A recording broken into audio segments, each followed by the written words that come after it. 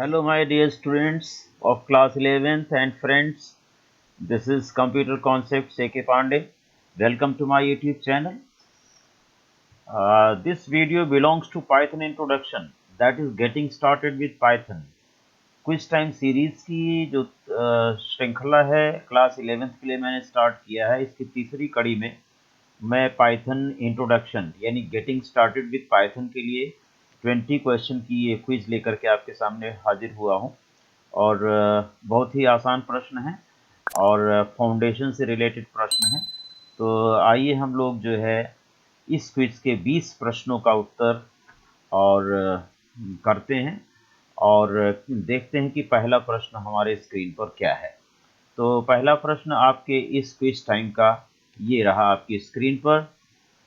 Which of the following is not correct about Python? Python के बारे में कौन सा करेक्ट नहीं है?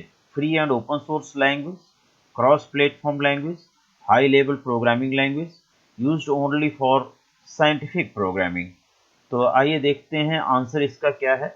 बहुत ही क्लियर साफ साफ पता चल रहा होगा आपको, और इसका आंसर है part D, used only for scientific programming. ये गलत है। Rest of 3 points are absolutely correct in case of Python language. So let us see what is the next question. अगला क्वेश्चन है Python language was developed in the year. किस year में Python language develop की गई थी?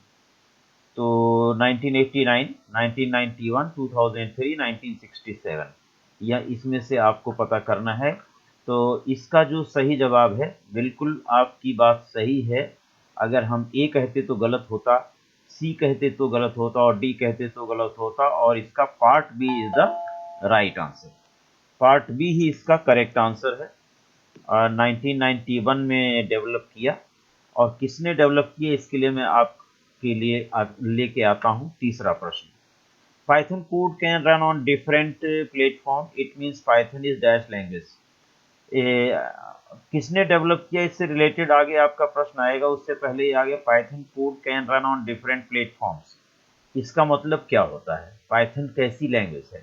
Independent, dependent on OS, cross platform, none. तो आप यहां से गेस कर सकते हैं करेक्ट आंसर कौन सा है। जी हाँ, आपका आंसर बिल्कुल सही है। It is part C only. Cross platform language है, किसी भी प्लेटफॉर्म पर पाइथन का कोड एग्जीक्यूट हो सकता है। आइए देखते हैं अगला प्रश्न क्या है। चौथा प्रश्न है Python language was developed by.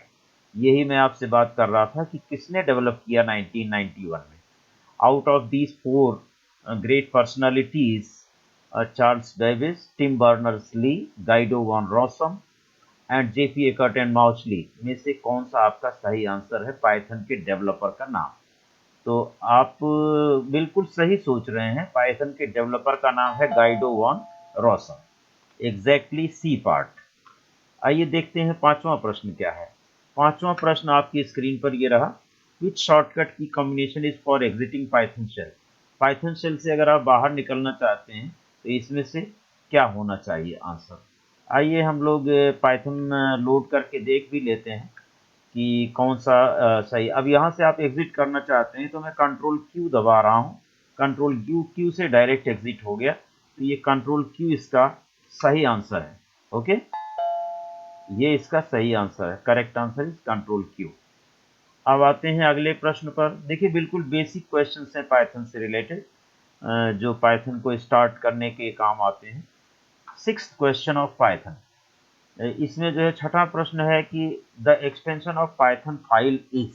जो पाइथन का प्रोग्राम, पाइथन की स्क्रिप्ट आप फाइल के फॉर्म में स्टोर करेंगे, उसका क्या एक्सटेंशन होना चाहिए इसमें से? गेस कीजिए।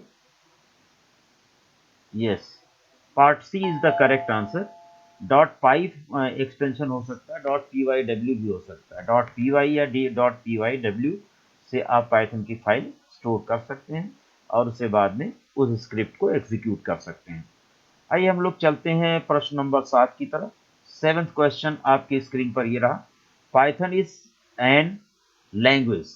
कैसी लैंग्वेज है? कंपाइल्ड लैंग्वेज है, इंटरप्रेटेड लैंग्वेज है, या कंपाइल्ड एंड इंटरप्रेटेड दोनों है, और नन ऑफ दी अबव। यानी इसमें कंपाइलर यूज होता है कि इंटरप्रेटर यूज होता है कि दोनों यूज होते हैं?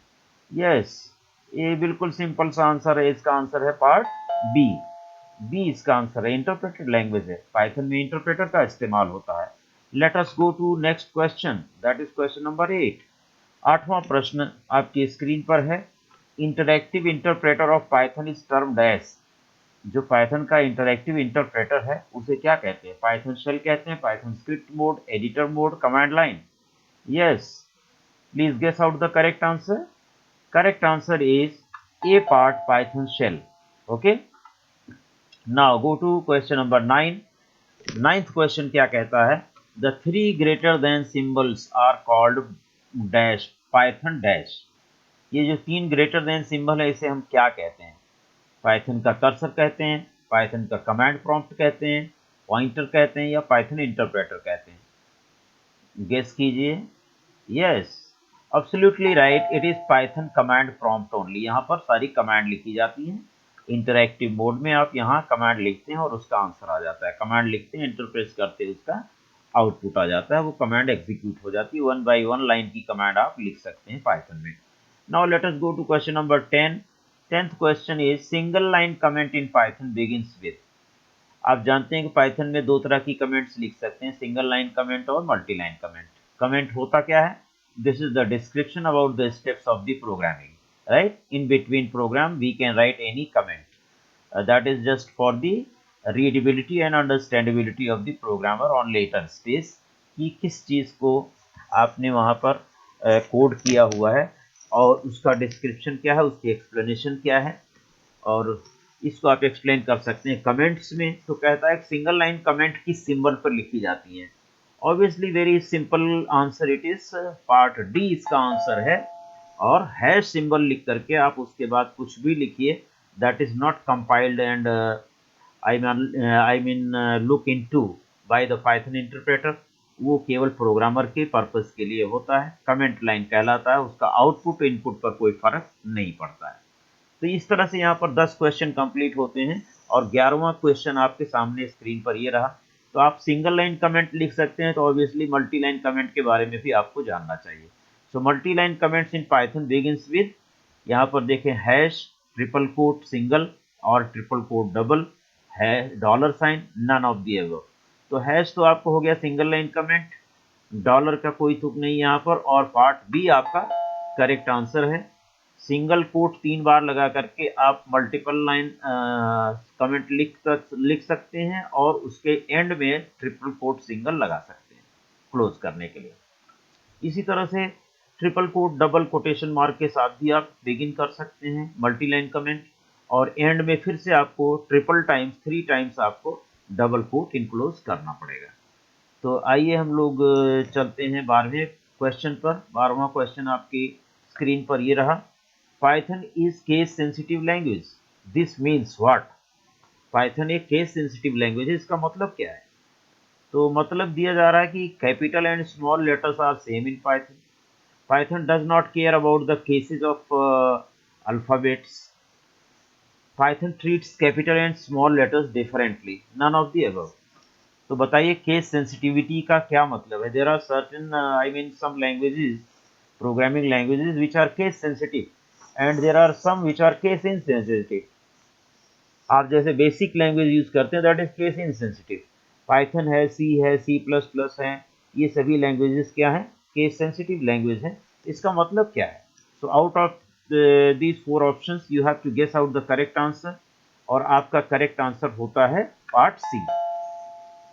कैपिटल और स्मॉल लेटर्स को पाइथन डिफरेंटली ट्रीट करता है, अलग अलग समझता है, सिमिलर नहीं समझता है।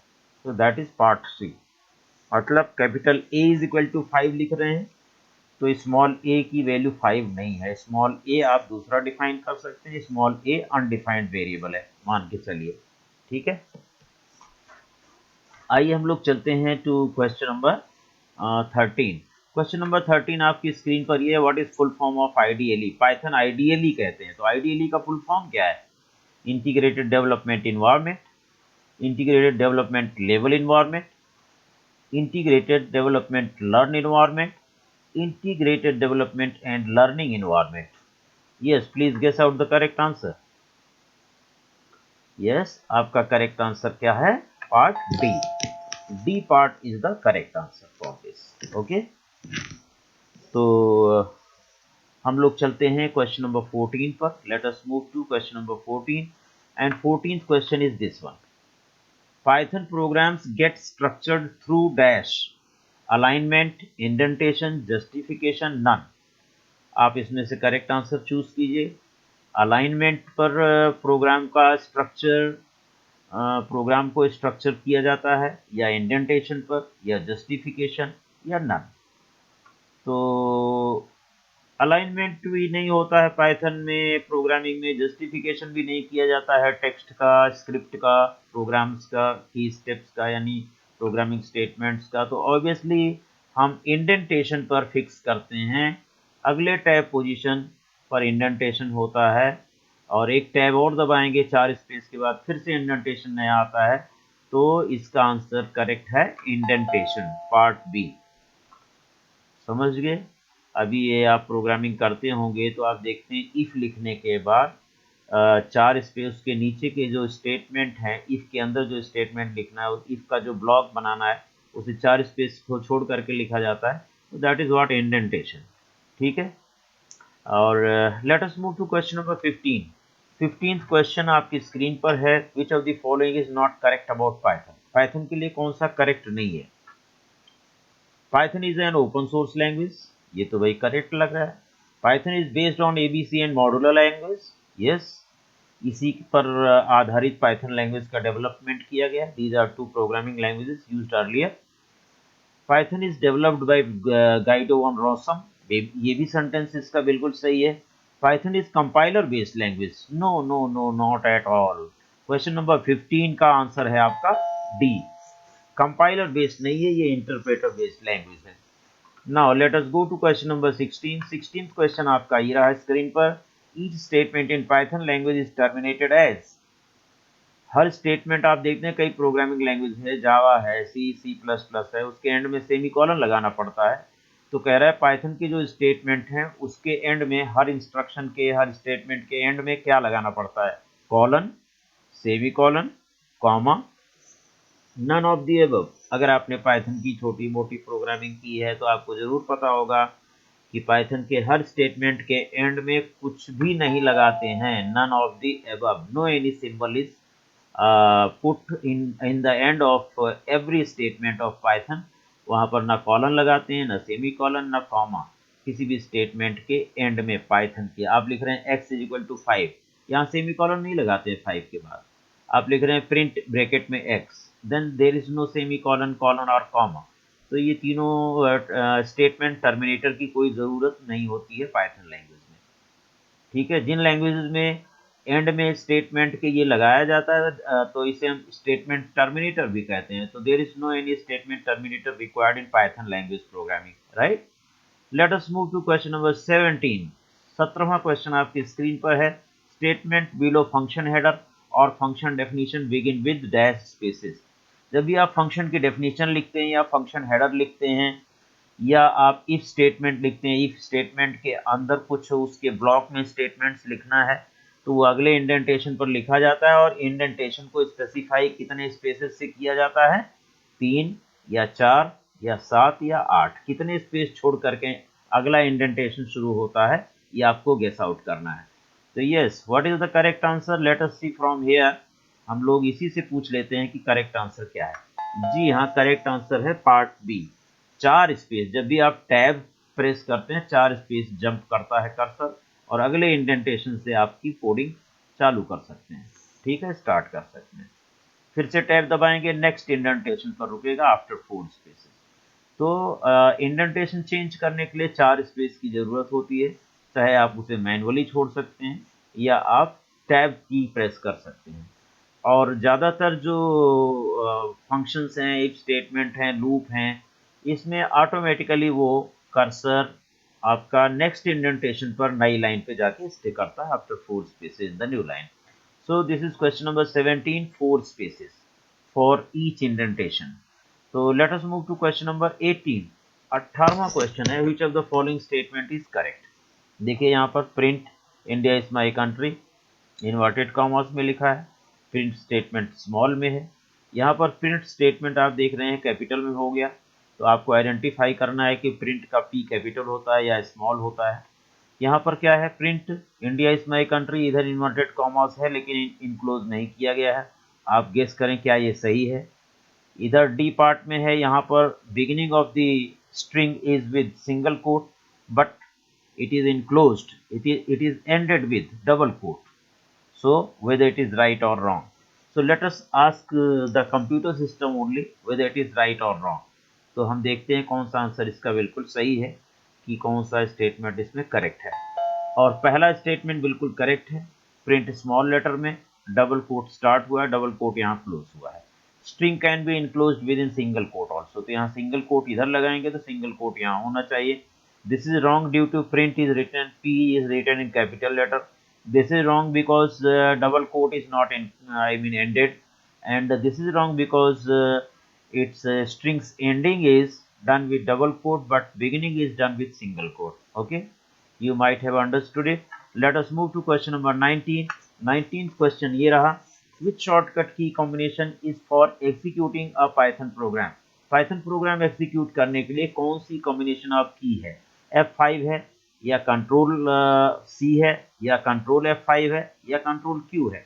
Out of these four you can guess out, let us see the correct answer. Yes, it is F5। F5 से आप किसी भी पाइथन स्क्रिप्ट को, पाइथन प्रोग्राम को एग्जीक्यूट कर सकते हैं। और इस क्विज की तीसरी कड़ी का आखिरी प्रश्न, 20वां प्रश्न आपकी स्क्रीन पर ये रहा। सॉरी, 20वां प्रश्न आपकी स्क्रीन पर ये है, what is the output of print 10, 20, 30 sep is equal to dash end is equal to star. तो प्रिंट स्टेटमेंट में ये दो पैरामीटर इस्तेमाल किए जा सकते हैं और दो आर्ग्यूमेंट हैं सेप और एंड। इनका यूज क्या है, सेप से आप कई एलिमेंट्स, कई ऑब्जेक्ट प्रिंट कर रहे हैं तो उसके बीच में सेपरेटर डैश लगाया जा सकता है। एंड का मतलब ये जो पूरी लाइन है प्रिंट स्टेटमेंट से जो भी प्रिंट होगी, लाइन के एंड में कौन सा कैरेक्टर आएगा। बाय डिफॉल्ट क्या होता है, backslash n. Backslash n means new line, यहाँ पर एंड को स्पेसिफाई किया गया, एंडिंग कैरेक्टर स्टार एस्ट्रिक्स। तो इसके अकॉर्डिंग आपको आउटपुट गेस करना है। Yes, please guess out the output. Yes, बिल्कुल, और आप बिल्कुल सही कह रहे हैं कि इसका आउटपुट बी पार्ट होना चाहिए।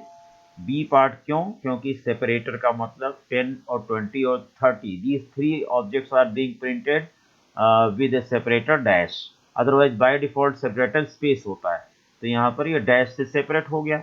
और इसका एंडिंग कैरेक्टर एस्ट्रिक्स है, यहाँ पर एस्ट्रिक्स आ गया, otherwise by default ending character backslash n means new line feed होता है, तो नई लाइन पे कर्सर चला जाता है। इसके हिसाब से according to the sep and end parameter specified in this statement, your correct output is 10, 20, 30 then asterisk.